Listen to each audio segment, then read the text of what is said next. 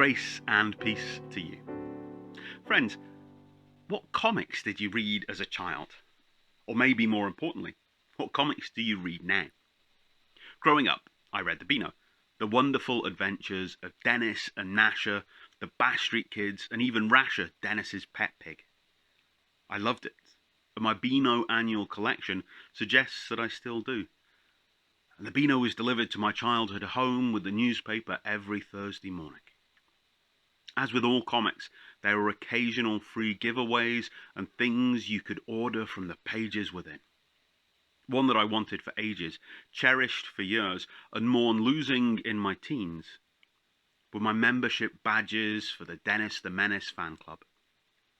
These were 2 badges, seen in the picture here, that you were sent to show you were a member of that fan club.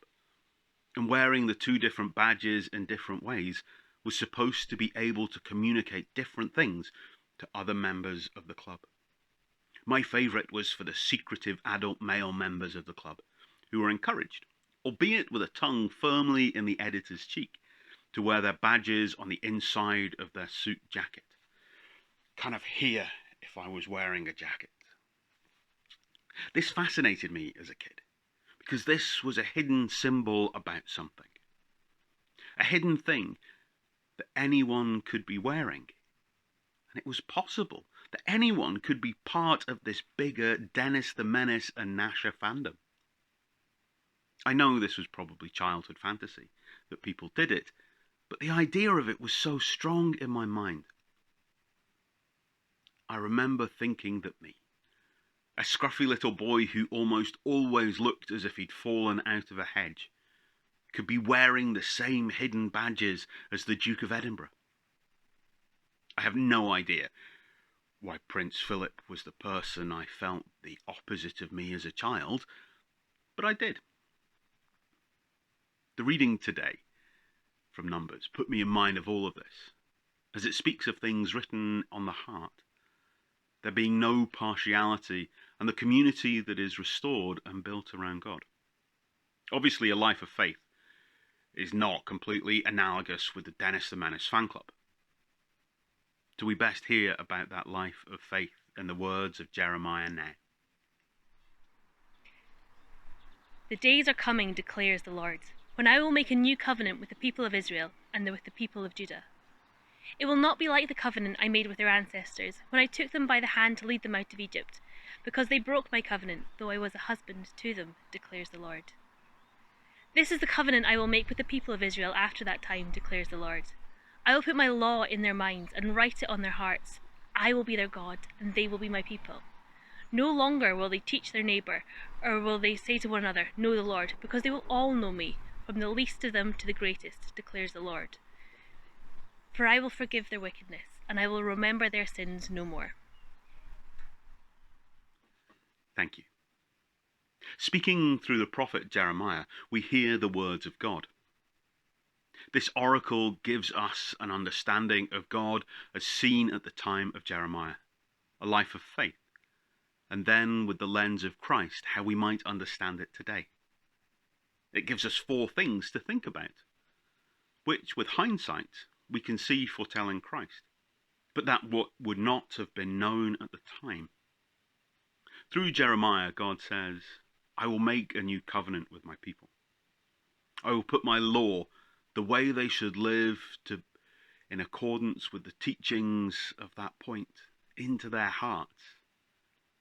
This will be equal for everyone, and I shall forgive them the mistakes that they have made. Throughout all of the prophetic writings of the Old Testament, there is a lot of talk of sin and destruction. There's no getting away from it or with it. I love these writings because after all the talk of sin and destruction, every single point comes words of restoration and reconciliation. And these words from Jeremiah that we have heard today are words of reconciliation for all. In the Gospels, Jesus teaches that the law, which is the same as the law mentioned here, can be fulfilled by loving God, your neighbour, and yourself. When love is written in your heart, you fulfill the law, when you love God, when you love your neighbor, when you love yourself. When you do these things, you restore your relationship with God, and you restore your relationship with those around you and with your own self. There is no hierarchy in this. We are all called to love equally, to love all people, who after all are made in the image of God, and we are asked to love in the same way that we do. As we love, we fulfill the law. As we look back to God, we are reconciled. As we do all this, there is restoration for all. This isn't easy.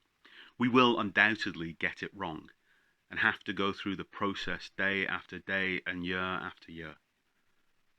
But we needn't worry. In the prophets, after every mistake, after every sin, however you want to frame it, comes a second chance. A chance where you can choose to love, seek forgiveness, and where you can be restored. That's a life of faith. To go and live your life of faith. And as you go and seek peace. Go and seek love. Go and live peace. Go and live love. Go and build peace. Go and build love.